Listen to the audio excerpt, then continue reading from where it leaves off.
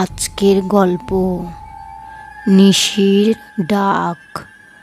আমার নাম রুদ্র, বাসা চুয়াডাঙ্গা জেলার।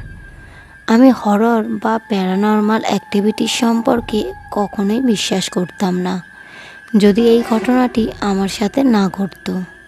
28শে ফেব্রুয়ারি 2008, সে আজ থেকে প্রায় 6 বছর আগের কাহিনী।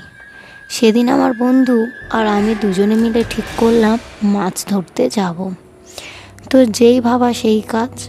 টাইমটা ঠিক করা হলো ভোর 4টের সময়। আমার বন্ধু শাহেদ রাতে ডাক দেওয়ার সাথে সাথে আমার ঘুম ভেঙে গেল। আমার মাছ ধরার খুব শখ, তো সেই কারণে উত্তেজনায় সারা রাত ঘুমাতে পারিনি। দরজা খুলেই হাঁটা শুরু করলাম।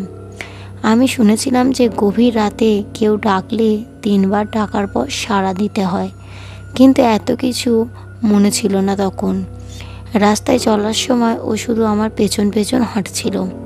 আমি যতই বলি আমার পাশে আসতে না, সে কোনোভাবে আসতে চাইল না। গ্রামের মাঠের আইল দিয়ে হাঁটে আমরা একটা ছোট্ট পুকুরে পৌঁছালাম। পুকুরে শুধু কাদাই ভর্তি, কোনো জল ছিল না।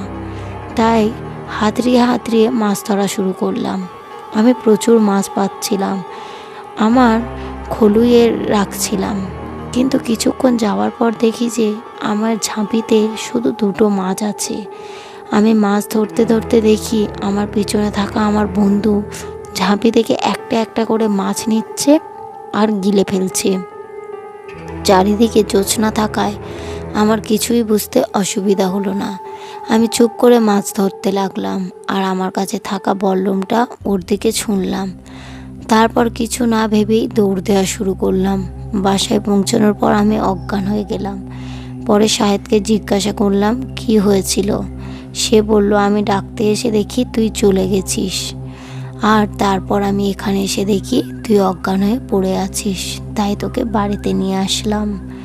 তারপরে রুদ্র শাহেদকে সব ঘটনা খুলে বলল তার কি হয়েছিল। গল্পটি কেমন লাগলো কমেন্ট করবেন এবং একটা লাইক করবেন। আরও নতুন নতুন গল্প পেতে চ্যানেলটিকে সাবস্ক্রাইব করবেন।